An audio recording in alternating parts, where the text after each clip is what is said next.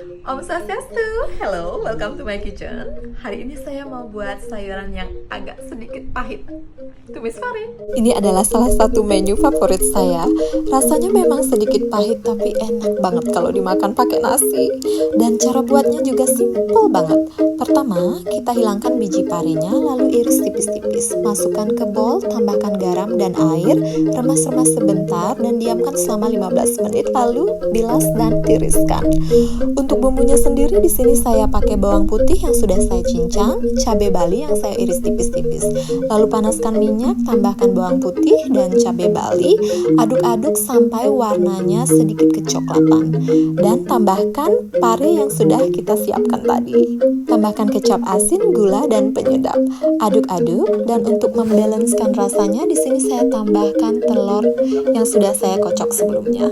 Aduk-aduk sampai semuanya tercampur merata dan parenya setengah matang kalau saya sukanya, tapi kalau suka matang banget silahkan. Jangan lupa tambahkan bawang goreng di atasnya, makan pakai nasi, sedapnya. Selamat mencoba, matur suksema, happy cooking!